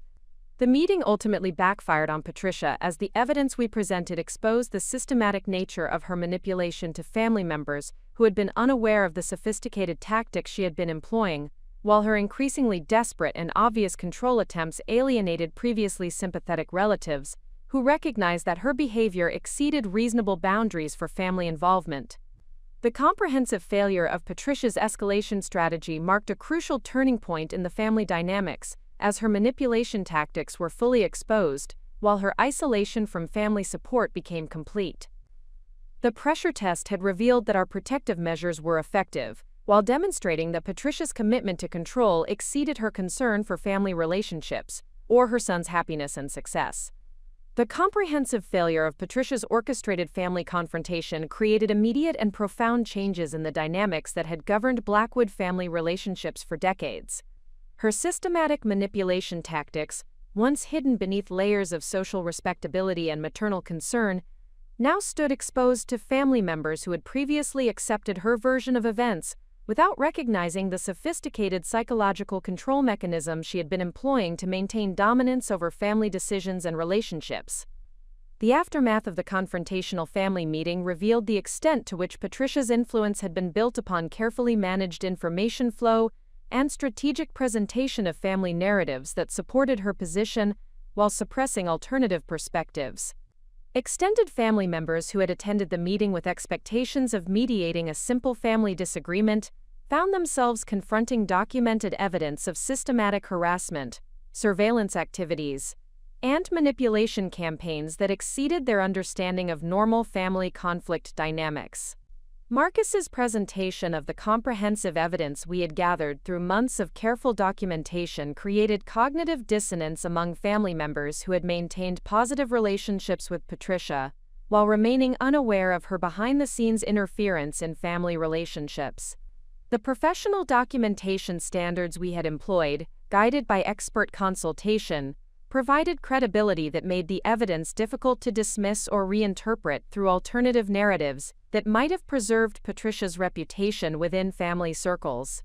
The most significant development emerged from the response of Marcus's Aunt Caroline, who had served as an unofficial family matriarch following the deaths of the previous generation, and whose opinion carried substantial weight among extended family members. Caroline's initial attempts to mediate the conflict had been based on assumptions that both parties bore responsibility for family tensions and that compromise solutions could restore harmony through mutual understanding and accommodation. However, Caroline's exposure to the documented evidence of Patricia's systematic manipulation fundamentally altered her perspective on the family dynamics and her assessment of where responsibility for the conflict resided. Her recognition that Patricia had been employing sophisticated psychological tactics to control Marcus's relationships while maintaining public facades of maternal concern created a decisive shift in family allegiances that had previously supported Patricia's position through default assumptions about parental authority and family loyalty. Caroline's public acknowledgement that Patricia's behavior exceeded acceptable boundaries for family involvement provided crucial validation for our position, while establishing precedent for other family members who had harbored private concerns about Patricia's controlling tendencies, but had lacked permission to express those concerns within family contexts that prioritized harmony over honest assessment of problematic behavior patterns. The ripple effects of Caroline's position shift extended throughout the extended family network, as other members felt empowered to acknowledge their own observations about Patricia's manipulation tactics and share information about previous incidents that had been suppressed or minimized to maintain family peace. These revelations created a comprehensive picture of manipulation patterns that had been operating for years beneath the surface of apparently stable family relationships. Marcus's cousin Jennifer revealed that Patricia had attempted to interfere in her college selection process during her senior year of high school, providing negative information about universities that Jennifer had preferred, while promoting alternatives that would have kept her closer to home and more susceptible to family influence. This interference had been presented as helpful guidance rather than manipulation, but Jennifer had recognized the controlling nature of the advice and had made independent decisions despite Patricia's pressure tactics. Additional family members shared similar experiences of subtle interference in their educational choices, career decisions, and relationship selections that revealed the breadth of Patricia's attempts to maintain influence over family members who might otherwise develop independence that would reduce her control over family dynamics. These patterns demonstrated that her manipulation of Marcus's relationships represented part of a systematic approach to family control rather than isolated incidents of maternal overprotection. The accumulation of evidence from multiple family members created an undeniable picture of systematic manipulation that extended far beyond the specific conflicts surrounding our marriage. This broader context provided crucial support for our position, while demonstrating that addressing Patricia's behavior represented necessary intervention for the health of the entire family system, rather than simply protecting our individual relationship from interference. James's response to the exposure of Patricia's manipulation patterns proved particularly significant for understanding the psychological dynamics that had enabled her controlling behavior to persist for decades without effective challenge or intervention. His private conversations with Marcus revealed the extent to which he had been aware of Patricia's manipulation tactics, while feeling unable to address them directly due to the sophisticated psychological pressure she employed to maintain compliance with her preferred family narratives. James disclosed that Patricia had employed similar tactics during the early years of their marriage to isolate him from friendships and professional relationships that she'd perceived as threatening to her influence over his decisions and priorities. The psychological techniques she had used included emotional manipulation, financial pressure, and strategic use of family loyalty to create circumstances where challenging her preferences resulted in significant personal and professional consequences. This historical context provided crucial insight into how Patricia had developed and refined her manipulation skills over decades of practice, while building psychological dependency patterns that made resistance difficult, even for individuals who recognized the inappropriate nature of her controlling behavior. James's willingness to acknowledge these dynamics represented significant personal courage, while providing Marcus with understanding of the family patterns that had shaped his own development and relationship expectations. The revelations about Patricia's historical manipulation also explained the sophisticated nature of her interference in our marriage, and her ability to adapt her tactics when confronted with direct resistance. Her decades of experience in psychological control had taught her to recognize and circumvent various forms of opposition while maintaining social respectability that protected her from external intervention or accountability. However, the comprehensive exposure of her manipulation patterns during the family confrontation had eliminated her ability to maintain plausible deniability regarding her behavior, while creating family awareness that made future manipulation attempts more difficult to execute without detection. The shift in family dynamics had essentially removed the social cover that had enabled her controlling behavior to operate without effective opposition or consequence.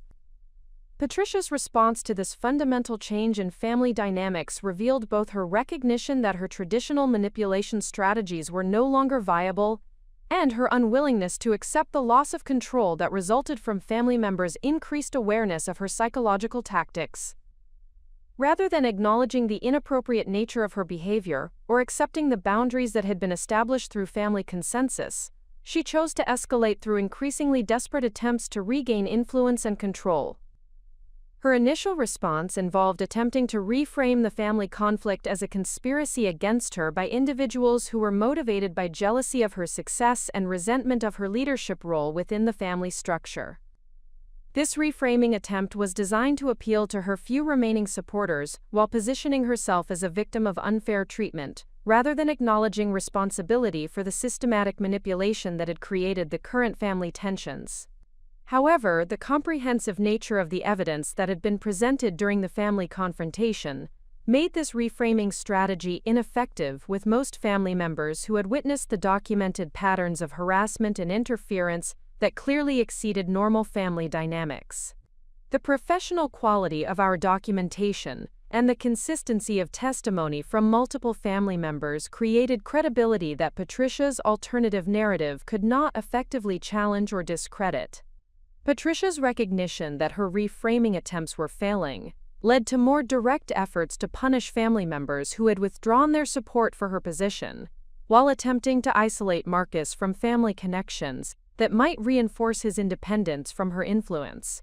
These punishment tactics included withdrawal of financial support she had previously provided to various family members, exclusion from social events she organized or influenced, and strategic distribution of negative information designed to damage relationships between family members who had opposed her manipulation efforts. The implementation of these punishment tactics represented a significant strategic error that further exposed the vindictive nature of Patricia's motivations, while demonstrating that her concern for family welfare had been subordinated to her desire for control and dominance over family relationships. Family members who might have maintained some sympathy for her position recognized that her willingness to damage family relationships rather than accept reduced influence, revealed the true nature of her priorities and motivations. The punishment tactics also provided additional evidence that could be used to document her pattern of retaliatory behavior against individuals who resisted her manipulation efforts. This documentation would prove valuable for potential legal intervention if her harassment activities continued escalating beyond the boundaries of family conflict into areas that constituted actionable interference with professional activities or personal safety. Marcus's response to Patricia's escalating retaliation demonstrated remarkable personal growth in his ability to maintain boundaries while protecting himself and our relationship from continued manipulation attempts. His willingness to accept the consequences of opposing his mother's controlling behavior, including potential loss of family connections and financial support, represented crucial psychological development that established his commitment to building healthy relationships based on mutual respect rather than manipulation and control. The support Marcus received from previously neutral family members validated his position while providing encouragement for maintaining the boundaries necessary to protect our marriage from continued interference. This family support created positive reinforcement for his decision to prioritize healthy relationship dynamics over preserving artificial family harmony that required acceptance of systematic manipulation and psychological abuse. The overall shift in family dynamics created opportunities for building more authentic relationships based on honest communication and mutual respect, rather than the carefully managed information flow and strategic positioning that had characterized family interactions under Patricia's influence. These opportunities represented significant improvements in family health that extended far beyond resolving the immediate conflicts surrounding our marriage to create foundations for healthier patterns that could support all family members' independence and well-being. The transformation of family dynamics also provided crucial learning experiences regarding the recognition and management of manipulation tactics that would prove valuable for addressing similar challenges in other life contexts. The skills we had developed through professional consultation and strategic planning could be applied to workplace dynamics, social relationships, and other situations where individuals might encounter sophisticated psychological manipulation designed to control behavior and limit autonomy.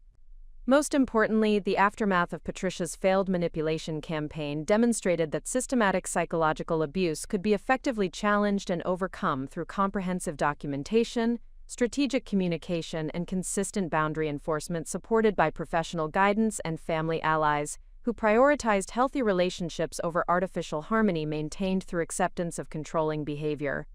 The fundamental shift in family dynamics created unprecedented opportunities for Marcus and me to establish authentic relationships with family members who had previously maintained distance due to Patricia's influence and the complex web of loyalties she had carefully orchestrated over decades of psychological manipulation. These opportunities required thoughtful navigation as we worked to build genuine connections while remaining vigilant against Patricia's continued attempts to undermine the progress we had achieved through systematic documentation and strategic boundary enforcement. The process of rebuilding family relationships began with individual conversations designed to address the years of tension and misunderstanding that had resulted from Patricia's systematic interference in family communications. These conversations required careful balance between acknowledging past difficulties and focusing on future possibilities for more authentic connections based on mutual respect and honest communication, rather than the carefully managed narratives that had previously governed family interactions. Marcus's relationship with his father James underwent particularly significant transformation as they began addressing the psychological dynamics that had prevented genuine father-son connection for many years.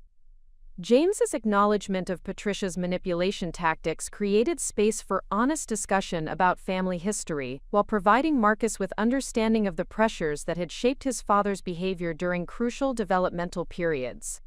These conversations revealed that James had harbored deep regret about his inability to protect Marcus from Patricia's controlling influence during his childhood and adolescence, particularly regarding educational decisions, social relationships, and career guidance that had been systematically manipulated to serve Patricia's preferences rather than Marcus's authentic interests and natural development patterns. James's willingness to acknowledge his complicity in enabling Patricia's manipulation through passive acceptance and conflict avoidance represented significant personal courage, while providing Marcus with validation for experiences he had questioned throughout his adult life. The recognition that his instincts about family dysfunction had been accurate created psychological healing that enabled him to approach family relationships with increased confidence and clarity about appropriate boundaries.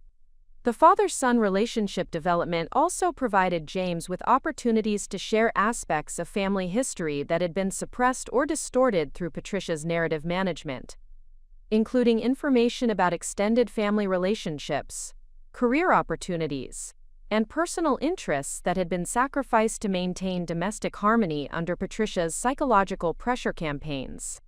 These revelations helped Marcus understand the broader context of family dysfunction, while recognizing that his mother's manipulation had affected multiple generations of family relationships, through systematic suppression of information and strategic interference in connections that might have challenged her control over family dynamics and decision-making processes. My own relationship development with James proceeded more gradually due to the years of negative characterization I had endured through Patricia's influence and the natural caution that results from systematic character assassination campaigns. However, James's recognition of the parallels between Patricia's treatment of me and her historical manipulation of his own relationships created empathy that enabled genuine connection despite the artificial barriers that had been constructed through years of psychological manipulation. James's acknowledgement that Patricia's accusations against me reflected projection of her own manipulative tendencies rather than accurate assessment of my character or motivations provided crucial validation, while demonstrating his commitment to evaluating family relationships based on direct observation, rather than accepting second-hand characterizations from individuals with demonstrated histories of distortion and manipulation. The extended family relationship rebuilding process revealed the extent to which Patricia's influence had systematically prevented authentic connections between family members who might have developed strong supportive relationships under healthier circumstances. Aunt Caroline's leadership in acknowledging the manipulation patterns enabled other family members to share their own experiences while building collective understanding of the psychological dynamics that had governed family interactions for decades. These collective discussions created opportunities for family members to recognize their shared experiences with Patricia's manipulation, while developing mutual support systems that could resist future attempts at psychological control and interference. The recognition that her tactics had been systematically applied across multiple relationships reduced individual feelings of responsibility for family tensions, while building solidarity among family members who had been isolated through strategic division and psychological pressure. Jennifer's sharing of her college selection experience revealed that Patricia's educational interference had extended beyond Marcus to include other family members whose independence and autonomous decision-making had been perceived as threats to her overall family control strategy. This broader pattern recognition helped family members understand that resistance to Patricia's influence represented healthy boundary setting, rather than family disloyalty or ingratitude for her guidance and support. The process of building authentic family relationships also required addressing the practical consequences of Patricia's retaliation against family members who had withdrawn their support for her manipulation campaigns. Her strategic withdrawal of financial assistance and social inclusion created immediate challenges for relatives who had become accustomed to her support while building psychological dependency that complicated their ability to maintain independence from her influence. Marcus and I developed strategies for providing alternative support systems that could help family members transition away from dependency on Patricia's resources while building sustainable independence that would resist future manipulation attempts. These support strategies included professional networking assistance, emotional support during difficult transitions, and practical guidance for managing the social and financial consequences of establishing healthy boundaries with controlling family members. The implementation of alternative support systems demonstrated our commitment to building family health rather than simply protecting our individual relationship from interference. This approach created positive momentum for family transformation, while providing practical evidence that healthy relationships could offer more sustainable support than manipulation-based control systems that required constant vigilance and psychological pressure to maintain compliance. Patricia's response to the loss of her traditional influence mechanisms involved increasingly desperate attempts to regain control through escalation of her retaliation tactics and exploration of new manipulation strategies designed to exploit any remaining vulnerabilities in our protective systems. Her recognition that family support had shifted away from her position led to more direct attacks on our professional reputations and social connections outside the immediate family context. These escalated attacks included systematic campaigns to damage my teaching career through strategic communications with school administrators, parent organizations, and community leaders who might influence my professional opportunities and advancement potential. Patricia's approach to professional sabotage demonstrated sophisticated understanding of education politics and community dynamics, while revealing the extent of her determination to punish my resistance to her manipulation efforts. The professional attacks also extended to Marcus's investment banking career through continued interference with his colleagues and clients, strategic distribution of negative information about his judgment and reliability, and attempts to create professional conflicts that might damage his advancement opportunities and financial security. These attacks represented significant escalation beyond family conflict into systematic harassment that required immediate legal intervention and professional protection strategies. Our response to Patricia's escalated professional interference involved comprehensive documentation of her harassment activities, while implementing legal protection measures designed to prevent continued damage to our careers and professional reputations. The systematic nature of her attacks provided clear evidence for potential legal action, while demonstrating that her behavior had progressed beyond family dysfunction into actionable harassment that warranted external intervention. Legal consultation provided valuable guidance regarding the documentation standards required for harassment claims, while offering strategic advice about protective measures that could prevent continued professional sabotage. The legal framework also provided psychological support through recognition that Patricia's behavior exceeded normal family conflict and required serious intervention to protect our rights and professional opportunities. The professional protection strategies we implemented included comprehensive communication with supervisors and colleagues regarding the family situation, strategic documentation of Patricia's interference attempts, and legal notification designed to deter continued harassment through clear consequences for future professional sabotage activities. These protective measures proved effective in containing the immediate damage while building comprehensive documentation that could support more serious legal intervention if Patricia's harassment activities continued escalating beyond the boundaries of professional interference into areas that might threaten personal safety or financial security. The process of addressing Patricia's escalated retaliation also provided opportunities for building stronger professional relationships based on honest communication about personal challenges and the support systems necessary for maintaining effectiveness despite external harassment and manipulation attempts. Colleagues and supervisors who became aware of our situation provided unexpected support while recognizing the professionalism we maintained despite significant personal stress and ongoing family conflict. This professional support created additional validation for our approach to managing Patricia's manipulation, while demonstrating that authentic relationships based on mutual respect and honest communication could withstand external attempts at sabotage and character assassination. Most importantly, the comprehensive approach we developed for addressing Patricia's escalated retaliation provided practical frameworks that could be applied by other individuals facing similar challenges with systematic harassment and professional sabotage from controlling family members or other manipulative personalities in various life contexts.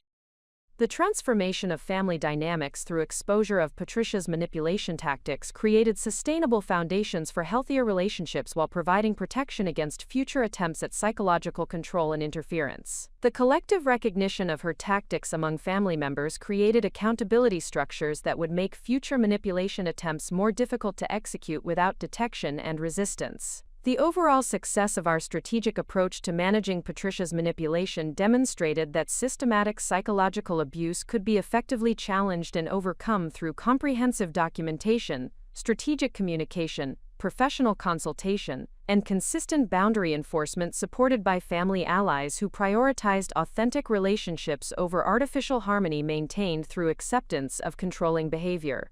The systematic documentation of Patricia's escalated harassment activities provided sufficient evidence for our legal counsel to initiate formal proceedings designed to establish clear legal boundaries regarding her continued interference in our professional and personal lives. The transition from family conflict management to legal intervention represented a significant escalation that reflected both the seriousness of Patricia's behavior and our commitment to protecting our careers and relationship from continued systematic sabotage. The legal framework we implemented through professional consultation included cease and desist orders that specifically outlined the harassment behaviors that must terminate immediately, restraining orders that established clear physical and communication boundaries, and comprehensive documentation systems that would support more serious legal action if Patricia's interference continued despite formal legal notification. Patricia's initial response to legal intervention revealed both her surprise at the seriousness of the consequences she faced and her continued underestimation of our resolve to protect ourselves from her manipulation campaigns. Her immediate reaction involved attempts to characterize the legal action as excessive response to normal family disagreements, while maintaining her position that her behavior represented legitimate parental concern rather than systematic harassment requiring external intervention. However, the comprehensive nature of the evidence we had gathered through months of systematic documentation made Patricia's defensive characterizations difficult to maintain when subjected to legal scrutiny and professional evaluation by attorneys and mental health experts who specialized in harassment cases and family manipulation dynamics. The legal proceedings also provided opportunities for additional evidence to emerge regarding Patricia's systematic interference in our lives and the lives of other family members who had previously remained silent about their experiences with her manipulation tactics due to fear of retaliation or social consequences within family and community contexts. Marcus's cousin David came forward with detailed accounts of Patricia's interference in his business decisions during the early stages of his entrepreneurial career, revealing that she had systematically undermined his professional relationships and financial opportunities through strategic distribution of negative information and deliberate sabotage of networking connections that might have supported his business development efforts. David's testimony provided crucial corroboration for the patterns of professional interference that Patricia had employed against us, while demonstrating that her harassment tactics extended beyond our specific situation to include systematic campaigns against any family member who developed independence or success that might challenge her control over family dynamics and resource allocation. Additional family members provided testimony regarding Patricia's historical use of financial manipulation, emotional blackmail, and strategic information warfare to maintain control over family decisions and relationships. These testimonies created a comprehensive picture of systematic psychological abuse that had operated for decades beneath the surface of apparently normal family relationships. The accumulation of testimony from multiple family members provided legal evidence that Patricia's behavior represented persistent patterns of harassment, rather than isolated incidents that might be dismissed as family disagreements or temporary conflicts that could be resolved through mediation or counseling approaches. The legal process also revealed the extent of Patricia's surveillance activities and information-gathering campaigns that had violated reasonable expectations of privacy, while creating detailed profiles of family members' personal lives, professional activities, and financial circumstances that could be leveraged for future manipulation attempts. Private investigation records obtained through legal discovery showed that Patricia had employed professional services to monitor our daily activities, financial transactions, and social interactions, while gathering intelligence that could be used to support her accusations or identify vulnerabilities that might be exploited in future conflicts. The surveillance activities extended beyond casual observation to include systematic monitoring of our communications, professional relationships, and community involvement activities. This comprehensive intelligence gathering operation demonstrated sophisticated planning and significant financial investment in maintaining control over family members who had attempted to establish independence from her influence. Legal experts characterized Patricia's surveillance and harassment activities as representing systematic stalking behavior that exceeded normal family conflict boundaries, while creating environments of intimidation and fear designed to suppress resistance to her manipulation efforts. The formal legal designation of Patricia's behavior as stalking and harassment provided crucial validation for our experiences while establishing clear legal frameworks for protection against continued interference in our personal and professional lives. Patricia's response to the legal characterization of her behavior as stalking involved desperate attempts to reframe her actions as protective parental concern, while denying the systematic nature of her surveillance and interference activities.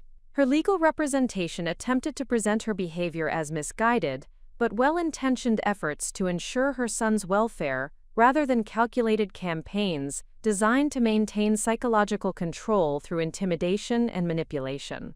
However, the comprehensive documentation we had maintained through professional guidance provided clear evidence of systematic planning and strategic implementation that contradicted characterizations of her behavior as spontaneous emotional reactions or misguided parental concern. The legal proceedings also created opportunities for mental health professionals to evaluate Patricia's psychological condition and provide expert testimony regarding the motivations and patterns underlying her manipulation tactics. These professional evaluations revealed personality disorders and control mechanisms that explained her systematic approach to family manipulation, while providing frameworks for understanding the psychological dynamics that had enabled her behavior to persist for decades without effective intervention. Up next, you've got 2 more standout stories right on your screen. If this one hit the mark, you won't want to pass these up. Just click and check them out. And don't forget to subscribe and turn on the notification bell so you don't miss any upload from us.